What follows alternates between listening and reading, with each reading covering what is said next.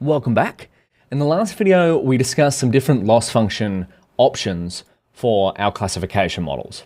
So we learned that if we're working with binary cross entropy or binary classification problems, we want to use binary cross entropy.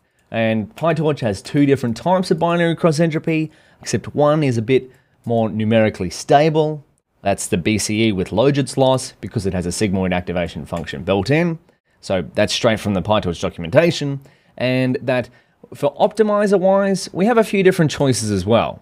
So if we check out this section here of the PyTorch book, we have a few different loss functions and optimizers for different problems and the PyTorch code that we can implement. But the premise is still the same across the board of different problems. The loss function measures how wrong our model is. And the goal of the optimizer is to optimize the model parameters in such a way that the loss function goes down. And we also implemented our own accuracy function metric, which is going to evaluate our model's predictions using accuracy as an evaluation metric rather than just loss. So let's now work on training a model. So what should we do first? Well, do you remember the steps in a PyTorch training loop? So to train our model, we're going to need to build a training loop. So if you watch the video on the PyTorch, so if you can Google unofficial PyTorch song, you should find there we go, the unofficial PyTorch optimization loop song. We're not going to watch that. That's going to be a little tidbit for the steps that we're going to code out, but that's just a fun little jingle to remember these steps here. So if we go into the book section, this is number 3, train model, exactly where we're up to here. But we have PyTorch training loop steps. Remember, for an epoch in a range, do the forward pass, calculate the loss, optimize a zero grad, loss backward, optimize a step, step, step. We keep singing this all day. You could keep reading those steps all day, but it's better to code them. But let's write this out. So forward pass, 2, calculate the loss, 3, optimize a zero grad, 4, what do? Loss backward, so back propagation. I'll just write that up in here, back propagation. We've linked to some extra resources if you'd like to find out what's going on in back propagation. We're focused on code here, and then gradient descent. So, or optimize a step. So build a training loop with the following steps. However, I've kind of mentioned a few things that need to be taken care of before we talk about the forward pass. So we've talked about logits. We looked up what the hell is a logit. So if we go into this Stack Overflow answer, we saw machine learning. What is a logits? How about we see that? We need to do a few steps. So I'm going to write this down. Let's get a bit of clarity about us, Daniel. We're kind of all over the place at the moment, but that's all right. That's the exciting part of machine learning. So let's go from raw logits to prediction probabilities to prediction labels. That's what we want, because to truly evaluate our model, we want to, so let's write in here, our model outputs are going to be raw logit. So that's the definition of a logit in machine learning and deep learning. You might read some few other definitions, but for us, the raw outputs of our model 0, are going to be referred to as logits. So then model 0, so whatever comes out of here are logits. So we can convert these logits into prediction probabilities by passing them to some kind of activation function, e.g. sigmoid for binary cross entropy and softmax for multi-class classification. I've got binary classification. I have to sound it out every time I spell it. For binary classification. So classification. So we're going to see multi-class classification later on, but we want some prediction probabilities. We're going to see what they look like in a minute. So we want to go from logits to prediction probabilities to prediction labels. then we can convert our model's prediction probabilities to prediction labels by either rounding them or taking the argmax. So round is for binary classification and argmax will be for the outputs of the softmax activation function. But let's see it in action first. So I've called the logits are the raw outputs of our model with no activation function. So view the first 5 outputs of the forward pass on the test data. So of course our model is still instantiated with random values. So we're going to set up a variable here, y logits, and model 0, we're going to pass it the test data. So xtest, not text, to device, because our model is currently on our CUDA device and we need our test data on the same device or target device. Remember, that's why we're writing device agnostic code, so this would work regardless of whether there's a GPU active or not. Let's have a look at the logits.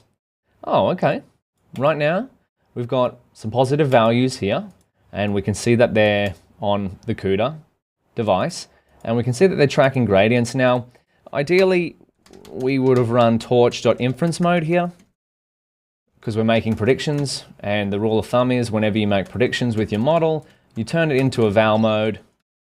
We just have to remember to turn it back to train when we want to train, and you run torch.inference mode. So we get a very similar setup here, we just don't have the gradients being tracked anymore. Okay, so these are called logits. The logits are the raw outputs of our model without being passed to any activation function. So an activation function is something a little separate from a layer. So if we come up here, we've used layer. So the neural networks that we start to build and the ones that you'll subsequently build are comprised of layers and activation functions. We're going to make the concept of an activation function a little bit more clear later on, but for now, just treat it all as some form of mathematical operation. So if we were to pass data through this model, what is happening? Well, it's going through the linear layer. Now, recall, we've seen this a few times now, torch and then linear. If we pass data through a linear layer, it's applying the linear transformation on the incoming data. So it's performing this mathematical operation behind the scenes. So y, the output, equals the input x multiplied by a weight tensor a, this could really be w, which is transposed so that this is doing a dot product, plus a bias term here. And then if we jump into our model state dict, we've got weight and we've got bias. So that's the formula that's happening in these two layers. It will be different depending on the layer that we choose, but for now we're sticking with linear. And so that the raw output of our data going through our two layers, the logits, is going to be this information here.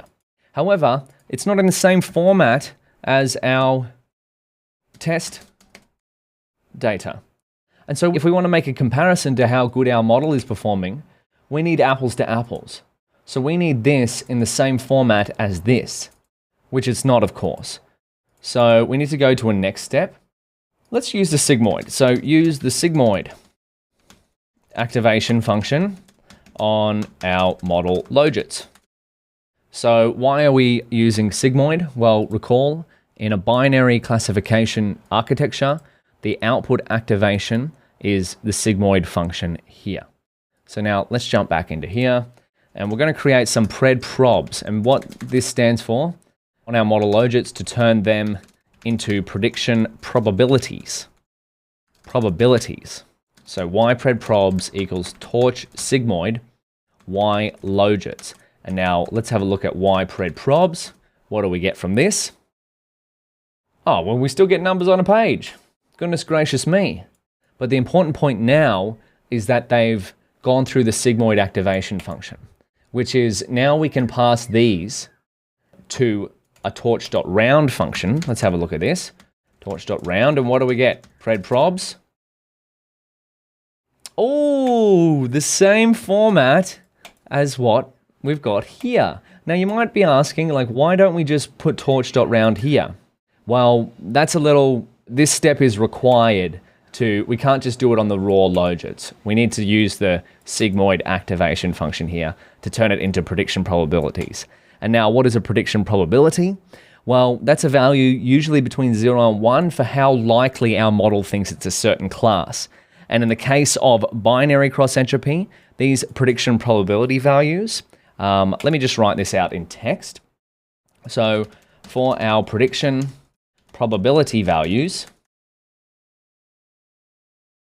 we need to perform a range style rounding on them. So this is a decision boundary. So this will make more sense when we go ypred probs.